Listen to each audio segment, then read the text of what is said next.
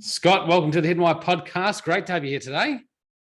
Thanks for having me. I'm excited to talk with you today. We've got the cameras on, so we'll put this on the YouTube channel as well for people listening out there. If you ever want to check it out, the Hidden Why on YouTube, all the interviews and other bits and pieces go up there as well. Scott, Freedom Street. Tell us about Freedom Street. I think Freedom Street is awfully aligned with almost everything I've seen you do. Whether it's just identifying what freedom means to you. That's really the key component behind Freedom Street. Identifying what living a rich life means, identifying how you can live your legacy today, and really owning the future. What does that future look like? Once you've defined that, getting to Freedom Street is a lot easier. You have to develop that path, but it starts with some groundwork in the beginning, some foundational stuff. And it also happens to be the name of the company that I started 6 years ago. And it's just been a common theme in my life and something that I'm very, very grateful to be able to utilize. Freedom is something that's quite special. Do you think freedom is the most sort of motivational force behind things that you do, or is it the top pinnacle, or is there something else there? Is it just a step along the way? Yeah, I think finding out, so the hidden why, right? Finding out the hidden why behind what freedom means to any individual and connecting them to what that is what I've been doing for 20 years. So, freedom is a powerful word, but if not applied appropriately, it can be wasted. And so having to find that connection point is really, the driver for us in helping people identify what's so important to them. Yeah. Yeah. So finding those values behind the individual, really. Is freedom saying that you've always had an association with? Like, is it saying that just came about through your career? Yeah, I think ultimately when you look at a level of freedom, anytime you're an entrepreneur, you're kind of free from normal restraints. Like, you're not afraid to take chances. Entrepreneurs tend to be people that are creative. They're interested in things that they love. They're passionate. They're driven. And so, I think I've always lived with a level of freedom, but financial freedom is something that also starts to open your eyes to a different level of freedom. And I think working in the realm of money and finances for so many years, some people get caught on the financial freedom so hard that they miss the very reason they're doing everything they're doing. And so it's just about, I talk in the book a couple times about, I've had the privilege to do a couple of eulogies for my grandparents. I've done all of my grandparents, all four of them. I did the eulogy. Yeah. And not once during those eulogies did I talk about their professional past. I talked about who they loved, how they loved, what they stood for, their values, their core beliefs, the things that drove them to make decisions. I described their parenting and their lives. And we might have mentioned parts of profession and parts of that, but it wasn't the driving force. And I think that's really, establishing that and balancing that out is such a key component to life that a lot of us maybe lose sight of. And I can't say that there haven't been times that I also have lost sight of that. Yeah. So you've got a company, what is it? Freedom Street Partners. Freedom Street Partners. Now you advise or coach, mentor financial advisors as well in that company. And is that your background as a financial advisor? I assume it would be. Yep. So for 20 years, at about 23 years old, I'm 43 now. At 23 years old, I went into the industry and started from scratch and built a business from zero, advising clients and helping people build their financial picture in an appropriate way. So over the years, I did a lot of mentorship, a lot of coaching, a lot of leadership, and started my own company about 6 years ago. And we've grown that to about throughout the States and 45 advisors. And so we definitely spend a lot of time still focused helping individual clients, but I particularly spend a lot of time coaching and consulting advisors and business owners in the industry or outside the industry, how to best get to that next chapter. So Right. A lot of people get to that next chapter and they're just unprepared. And the next chapter could be what's most important next for you. It could be selling your business. But a lot of them, the impact is their business. And so it's our goal and objective to help them find other things to help be better prepared for that next chapter, maybe more emotionally prepared, not just mentally prepared. Okay. So tell us, starting out in financial advising when you're such a young age, 23, I mean, did you have all the riches and the financial advice to give then?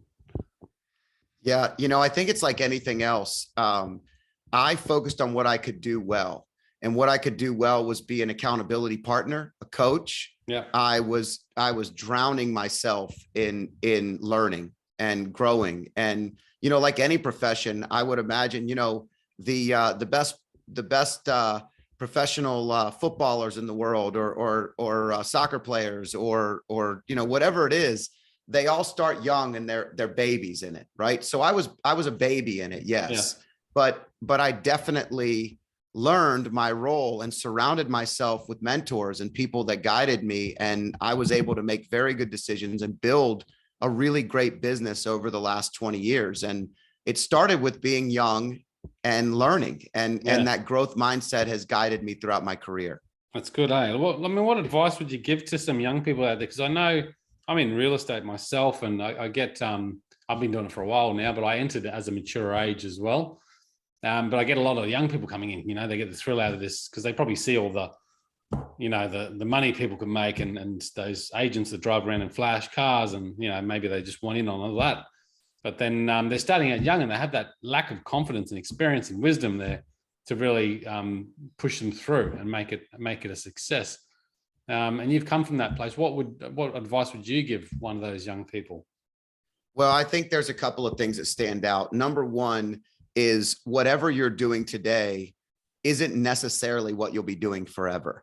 So it is a lot of young people think that they're starting a career, and they are, but the career is going to go where it's supposed to go. Yeah. And so having some patience to let it mature is something I wish I could tell my 20-year-old self. It's important to learn the craft at the space you're in now. The second thing I would say is mentorship. If you're not learning from people that have been there and done it and grown in whatever industry you want to be great at, you're missing out on the greatest opportunities. And then the last thing I would say is, having the passion and work ethic to just go out there and do the best job you possibly can. Put in extra time, put in extra hours. Like, if you really want something, most young people say they want something, but in order to get something of value, you must give up something in return. And a lot of times that's time, right? We have to dedicate time, and eventually you hope to have more quality time that's being spent and more. So if I'm in real estate, I want to be buying higher quality properties that are going to yield me more of a return, but I might not know what those properties are early in the game. That's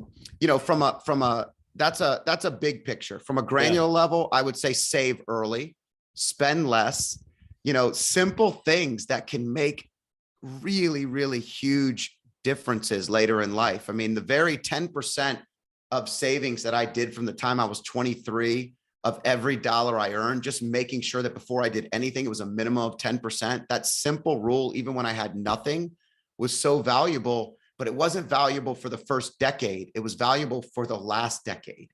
And, those are things that give us better choices, help us decide whether the next opportunity is one we can choose, or if we have to be confined to the space that we're in now, just because we might not have given ourselves the freedom that we could have had had we saved a little bit more. Yeah. No, good advice. The idea of patience, I mean, as a young person and nowadays in particular, maybe, do you think there's, everything wants it now. They want everything and they want it now. Like, in that long game, that idea of long-term vision seems to be lost a bit, and I'm guilty of that too. I just wanted everything and I ran for it as fast as I could, but didn't actually know where I was going.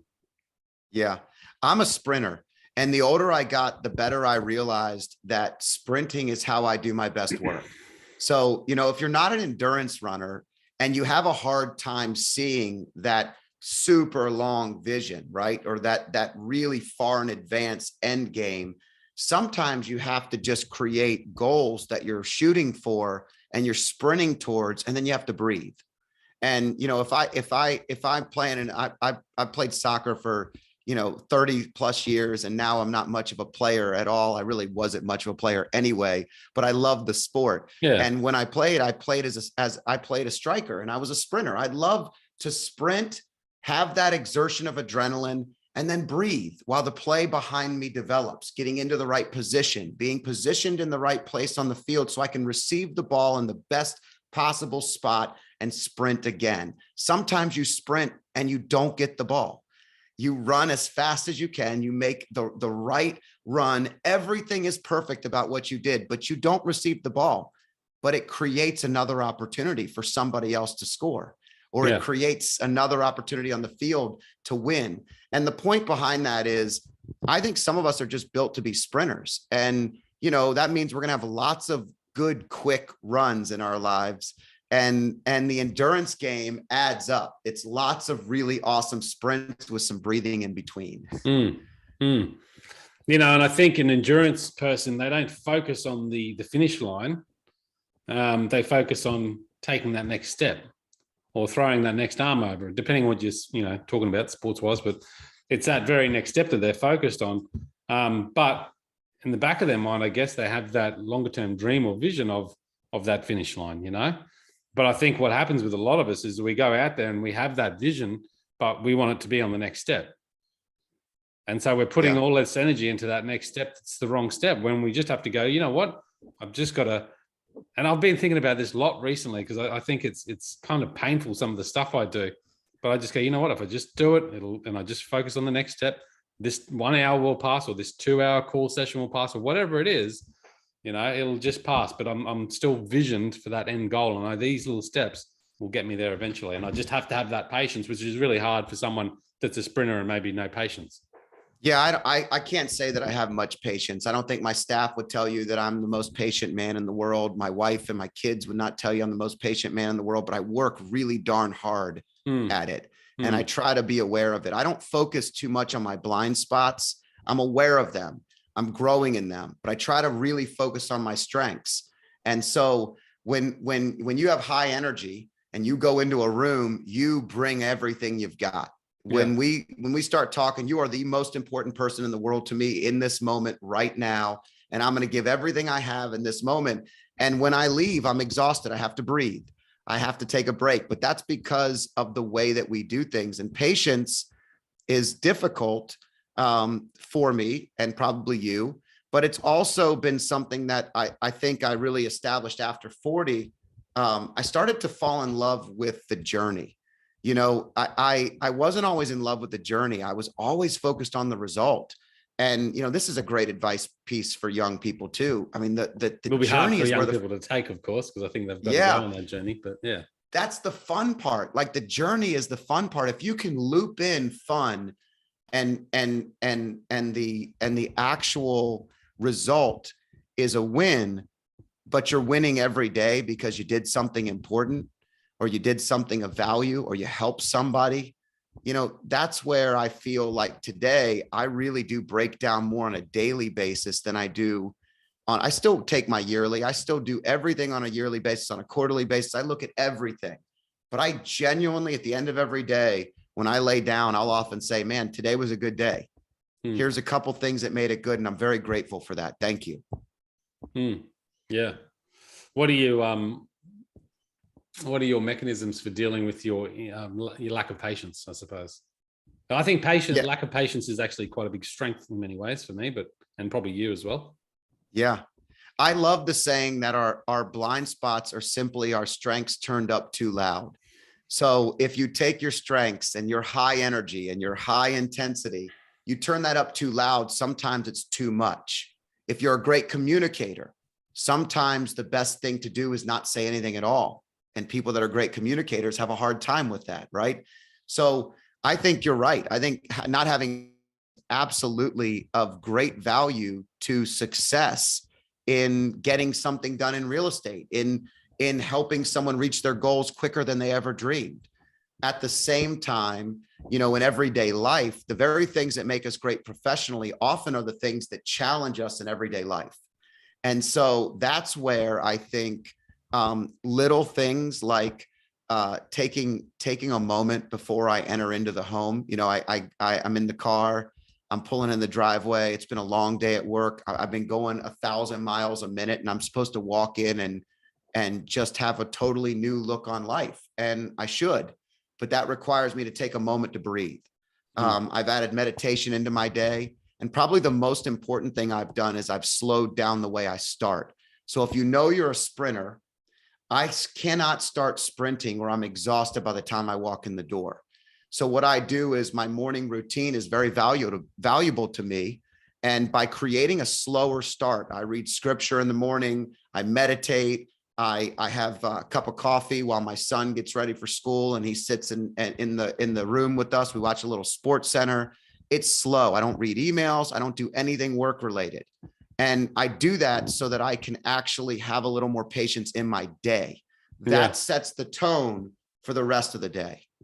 So what is a morning routine? When do you start? When do you wake up? When does it start? When does it end? And when do you start work? Run us through that. So my wife wakes up about 5:15. That's when her alarm goes off because she's a school teacher. And so she likes to have about an hour in the morning for herself. I prefer 6 o'clock. But I'll be honest, a lot of days I wake up between 5:30 and 6, especially if I want a little bit of time with her before the kids get up, and a cup of coffee or just some time to chat because we miss each other a lot. So the very first thing I do when I get up is I meditate, whether it's 1 minute, 5 minutes, 10 minutes. It depends on what I have to get done that day, how much time I have. But I've given myself the grace to not have a mandatory amount because I got to the point where if I needed 10, but I only had 5, I felt guilty. Yeah. So I literally just make sure meditation is first. What does that look like for you? Like, what is a meditation? Is it just sitting there and breathing, or is it a guided meditation with an app or something? I use a guided meditation. I've used Headspace. I use Simple Habit. I use Waking Up. I have 3 that I use on a regular basis, and I rotate them. Simple Habit has a 1 minute one that I start my day with. Sometimes, even if I'm going to do a longer one after I start, it's just to kind of set the tone. Yeah. And if I want a longer one, I'll do something on Waking Up, 10, 15 minutes.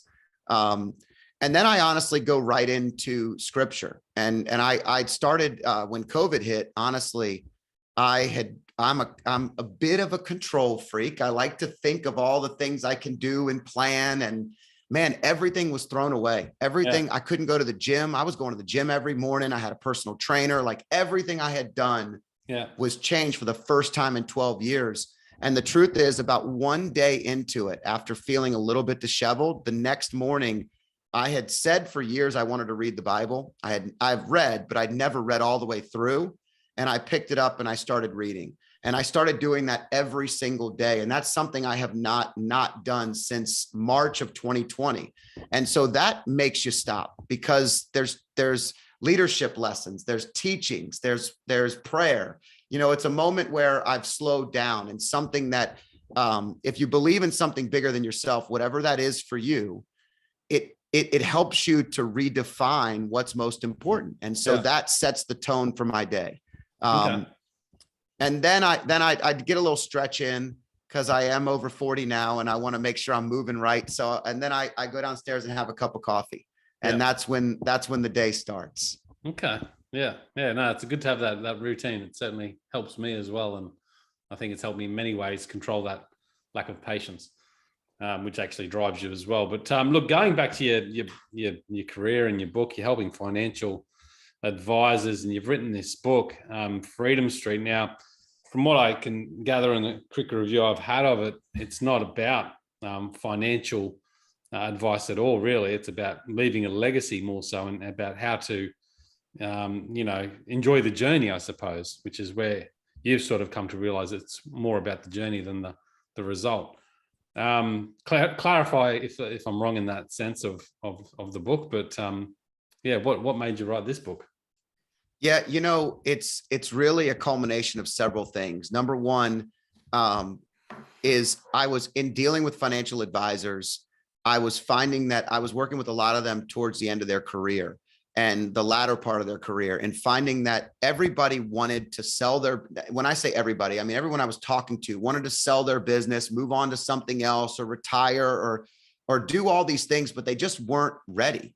Yeah. And so there was a common theme. And then I thought back on all the 20 years, a financial advisor is a unique career because as a psychiatrist, you spend some time as a marriage counselor, you spend some time as a coach and consultant, you help their children when they're thinking about dropping out of college. You might be the last resort that the parents say, will you talk to Scott, at least have a couple of ideas? And I've had the ability over 20 years to have hundreds of conversations, thousands of conversations a year with people that are all in these stages. And here's what the book was about. The book is about finding freedom for you. It's about living a rich life, living a legacy, not leaving a legacy, right? Leaving a legacy is inevitable if you live it. But a lot of people wait until they want to get, the word they use is give back. I've done all these things, I've made all this money, and now I want to give back. But if you focused on doing that along the way, and you made that kind of an every year, every month, every day occurrence, the impact is immense. It's amazing when you are living your impact, that it's not tied to your career. It's not tied to one thing. When it's only tied to one thing, it's dangerous and it's impossible to own your future.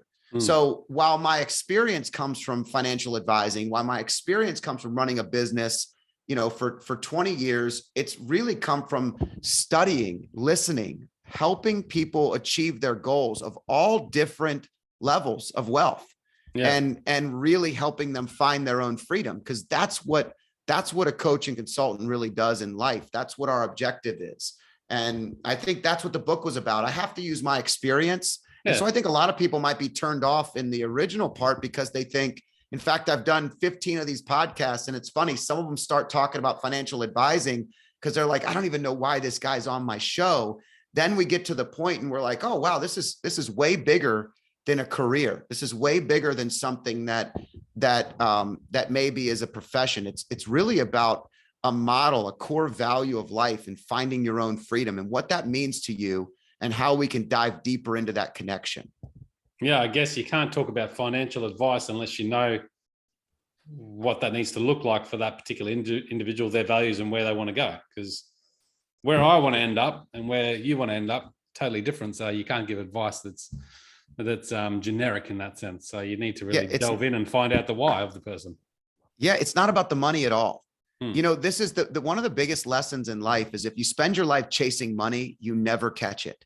Yeah. Zig Ziglar said that if you do three things, you'll be running from money. Number one is you got to help people. Number two is you have to turn a profit. So there's a disconnection, especially nowadays. People think that if we help people, you can't turn a profit. But if you could turn a profit and own a business and develop something that helps people and is profitable, and then serves something bigger than yourself, whatever that is to you, you'll be running from money. And then your decisions will all be focused around the things that matter most. Because when you focus on the money, you miss life. When you focus on life, money is a byproduct. It can do things to develop our lives. It can give us more security and safety and provide opportunities and experiences, but it really cannot provide love. It cannot provide security. It cannot provide, not the things internal. And a lot of people have seen that lately in the last couple of years with what we've been dealing with. You have to go inside sometimes. So what's your bigger thing? Like, you've got this business model here that you're profiting from, you're helping other people using that. So that's your value exchange. Now, what are you focusing on? Like, what's your bigger thing? How are you having a bigger impact on leaving your legacy? I think I want to live this impact. And I think the point is that in this book, I took models of things that I've lived by, whether it's figuring out that freedom had nothing to do with doing whatever I wanted. It was all about discipline. These are all lessons I had to learn. And I just simply share what I did. My goal is this. I do a ton of videos. We're building out a new YouTube channel. We're really developing a way to reach people, whoever it is that needs to hear a little bit more of a positive message in a world that is a little too negative, a little too much. Yeah. And I think that experience, my goal and my why behind this is really to create an impact and to live this. Man, I get texts and emails and video messages and all kinds of stuff every day from so many random people that are not in my industry, that have nothing to do with me, that have everything to do with the message that we're putting out into the world. And that's what I want to do. I want to continue to get that message out. And that message about freedom is helping people define that, connect the dots, and understand that the path they're on today is the right path, wherever it is. Even if it's a dead end and rock bottom, it's the start of a new day. It's the start of freedom for you now. What does it mean, and how do we get there? And, and if we can help more people really discover that, especially when they're looking at the next chapter, whatever that is for them, that's the objective. Yeah. Makes you feel good, huh? That's my goal, man. I love doing these. I'm very grateful to have the opportunity to share this message all across the world with people just like yourself, who are bringing great conversations to many, many people. And having this type of conversation is powerful. Yeah. Just one person listening to this could change their life. And you never know when they need that. You never know when one person needs that. No. And I think there's so much you can take on every day, but again, you're right about that negative information that's constantly out there, the fear in the media.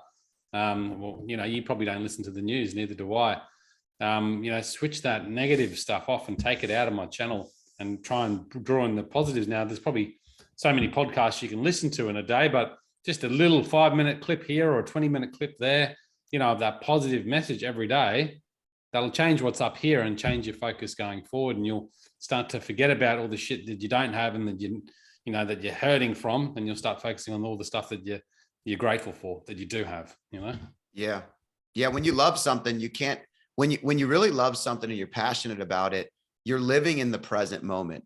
Every time we separate from the present moment, we start to get into a place that can take us in a whole different direction. That could be positive. It could be negative.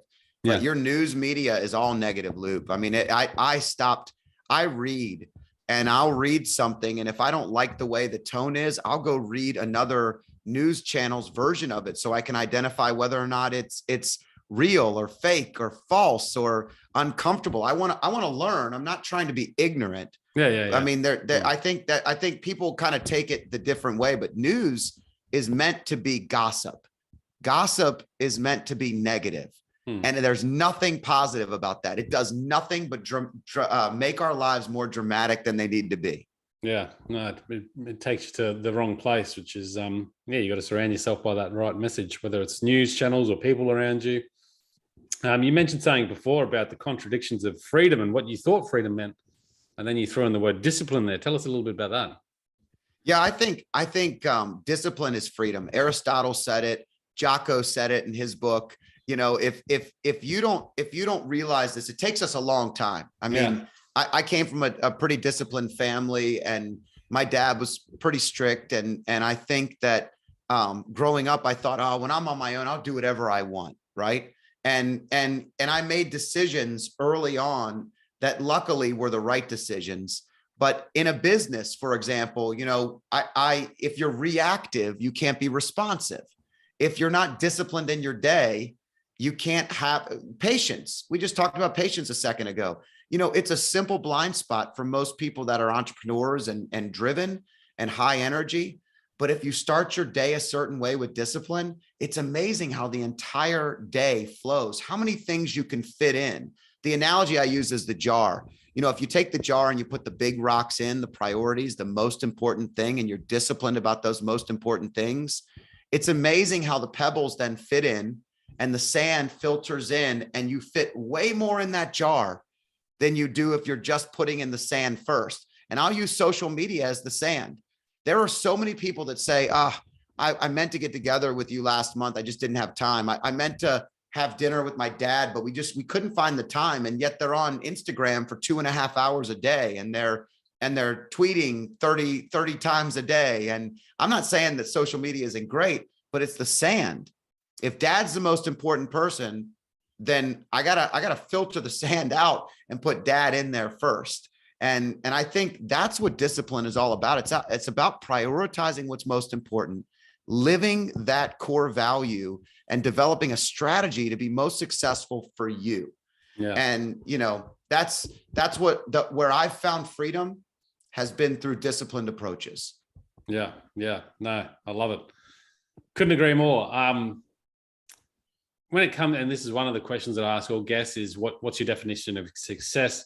But I know in your in the blurb about the book, at least, you talk about living a rich life. And I guess when you're a financial advisor with that background and you're talking about rich, people probably immediately go to money, right? How do you define living a rich life, or what is rich? Well, in the book, I tell the story of my oldest son. My boys used to share a room, even though we had plenty of rooms for them to go in. I had them bunk bed when they were young, because I figured that at least they would love each other at night when they went to bed, even if they fought all day long, right? And it was a good theory, and it worked. And one night I was putting them to bed, and they both were kind of talking, and it was like, all right, guys, you got to go to bed. And as I'm shutting the door, my oldest son goes, "Hey, Dad, would you be rich if you didn't have us?" What a powerful question, right? The answer financially is I chuckled immediately, because I was like, immediately you go to money. That's where everybody goes, right? And that's what he meant. And I said, buddy, let me tell you something. I might have more money, but I can't tell you the emptiness I would feel knowing what I have today, how difficult it would be for me to even understand. Because let me tell you what rich is. Rich is investing in other people. Rich is having a family with people around you that matter. I have an instant legacy. If I fail, if I'm positive, if I succeed, my children will understand. They'll tell stories about me one day. I will live on, whether it's positive or negative. I'm pretty sure it'll be positive, but maybe it won't be. But I explained to my son that day, I said, living a rich life is way more than money. I don't need money to have a rich life. Now, money helps. It definitely helps us make better decisions. I don't mind flying places a little quicker than driving. I don't mind going to a better resort occasionally and being able to take my family with us. My mom, my dad, my siblings. There are definitely things money can do for you, but if you get caught in the money, you're not living richly at all. It's all the other things in the jar. It's the big rocks in the jar, and money is usually not one of them. Yeah. I love that jar. I'm going to find that video today. Yeah, that's a pretty good one. It's a great video. And I have I put a little excerpt in the book where you could see what I kind of labeled it as. But when you think about that, what are the biggest rocks that your guests have found? Like, are there things that they define when they answer that question on a regular basis, or is there one common theme? I think, I've written a book about it, and I think that, the fundamentals in life that you often overlook because you're getting dragged this way and that way, focusing on the chase of money and material goods, which is how the society works. I think once you realize it's not about that, it's about friends and family and relationships, that category of relationships, the next category of health, the next category of contribution, those things are those rocks. So if you can find a way every day to just give a little, you can find a way every day just to take care of yourself, if you can find a way every day just to nurture a relationship, those things are the fundamental rocks, in that, and growth, find a way to learn every day. Yeah, 100%. If you're not growing, you're dying. Yeah. That's what Lou Holt said. And it's so true. If you're not growing, you're dying. If your company's not growing, it's dying. If your relationships aren't growing, they're dying. Yeah. And there's only one way. It has to be growth. Yeah. So you just got to focus on those things, and do that every day. And like you said, have a disciplined approach to those things too. And which is why the morning routine is so good, because you're focusing straight away on that growth, on that learning, because you're doing a little bit of exercise, so you're taking care of your health, you're doing a bit of growth activity, learning, and then you've got a disciplined structure for the day to help you get towards the goals that you want to do. And it'll all fall in place because you're taking care of the fundamentals. Whereas I don't think, a lot of people don't, and I never was like that. It's taken me years to get here, and I've still got a long way to go, I think, but a lot of people don't live that way. I think we get derailed.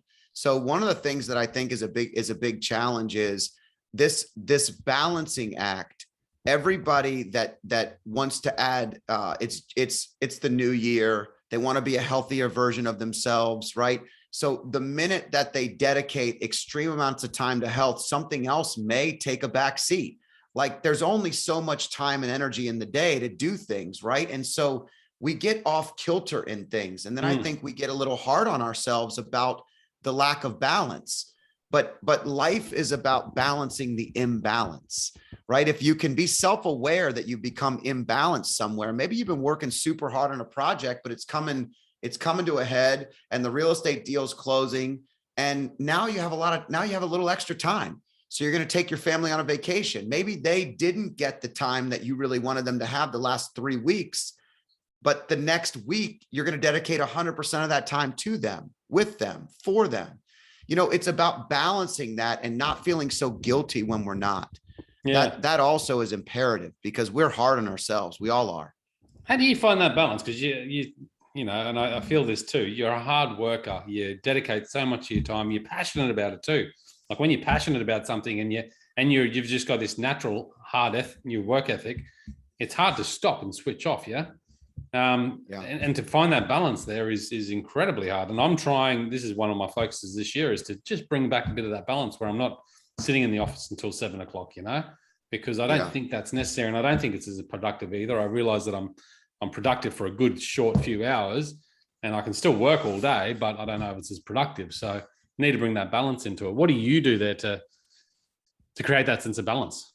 It kind of starts with uncomfortability. A lot of times we stay where we're comfortable.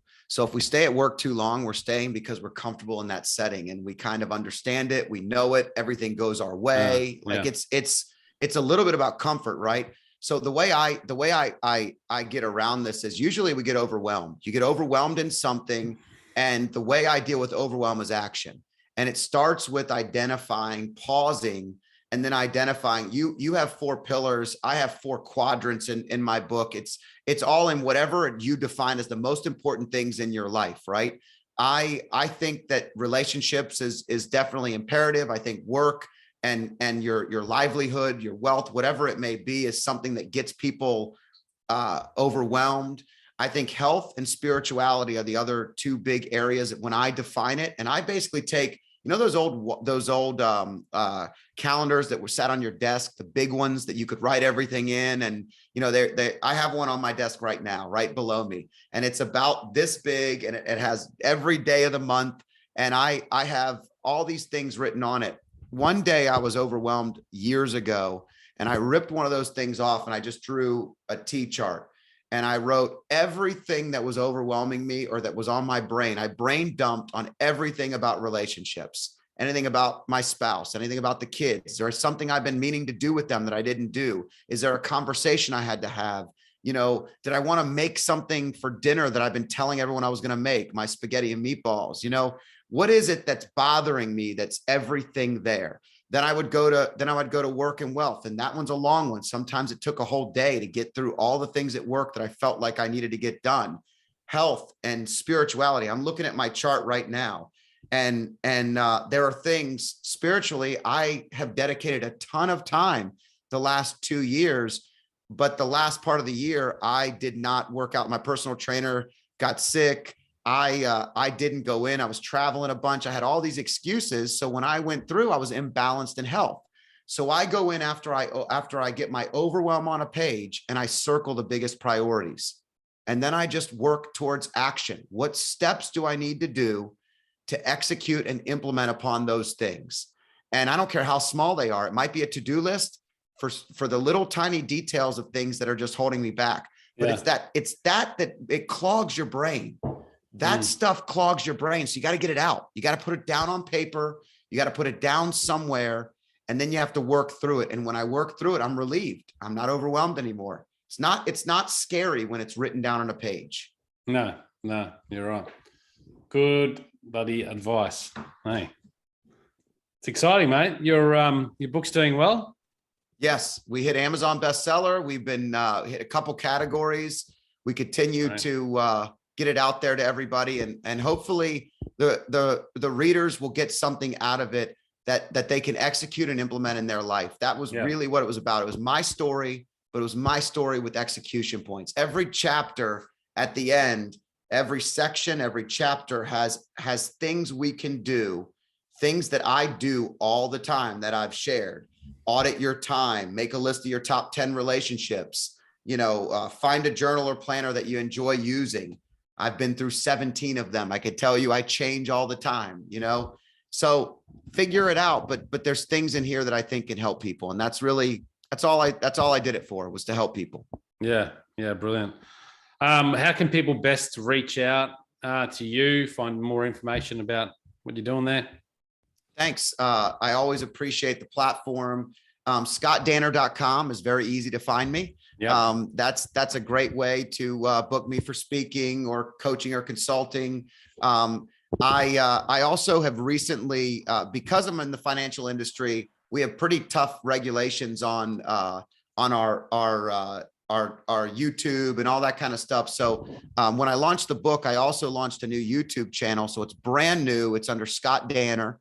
And we're putting out videos on these topics every day, every week, interviews, different things. And I hope that that's a good way that really starts to take off and help people. So when you need that one bit of positivity to neutralize the news, you can grab it from that. So, and then obviously the book's on Amazon and all major buying spots, whatever they are. Yeah. My wife ordered it from Target, so you can get it from anywhere. We'll get the link in the show notes there, guys, too, for listening out there. Hiddenwhy.com show notes will be there. Links to Scott. And Scott, thanks once again for coming on the show today. Thank you so much for having me. I'm very grateful. Great conversation. Been a pleasure. Absolutely. Guys, check it out, thehiddenwhy.com. Until next time, peace, passion, and purpose. See you soon.